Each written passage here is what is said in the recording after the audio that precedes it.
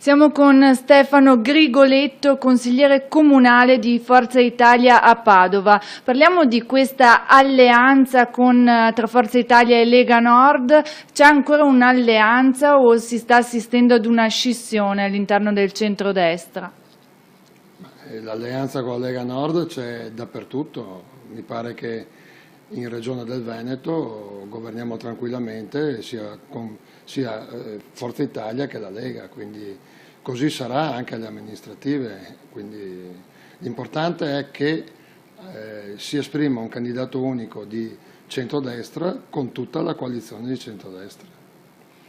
I candidati sia per quanto riguarda Forza Italia che per Lega Nord a Padova sono già stati espressi. Forza Italia ha espresso Ancona, mentre Lega Nord ha espresso Massimo Bitonci. Piano, entrambi sono stati dichiarati sui giornali. La legge dice che le liste si protocollano dal 29° al 30° giorno antecedente alla data delle elezioni, quelli ufficiali. Quindi finora ci sono solamente scoop giornalistici. Gli accordi li stanno facendo. Per il momento siete in attesa di risposte da parte dei vertici nazionali? Sì, penso che non tarderanno e sicuramente tutta la coalizione di centrodestra ha un'occasione unica oggi, che è quella di vincere, visto che comunque è il centro-sinistra che dopo le primarie si è diviso. Siete convinti che la Lega Nord sia ancora in grado di portare dei voti alla coalizione? Perché no, certo.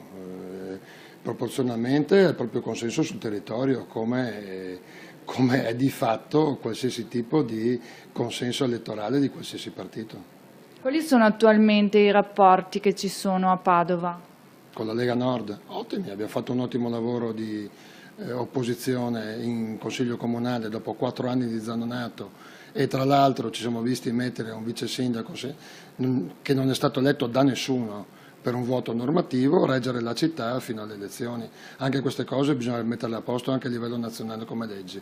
Quando uno dà le dimissioni si va al voto il prima possibile, non ci dovrebbe essere il sindaco reggente. È successo sia a Reggio Emilia con Del Rio e a Padova con Zanonato. Quindi attualmente si spera ad un proseguio di questa coalizione?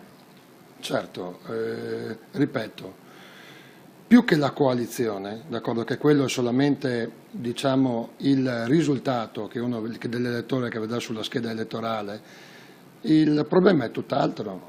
Il problema è che il centro-sinistra ha consegnato la città a un degrado ormai che è sotto gli occhi di tutti. Sono più le zone di degrado che quelle dove i cittadini possono tranquillamente vivere, passeggiare e in qualche modo essere tutelati anche da un punto di vista della sicurezza. E questo è l'argomento di base.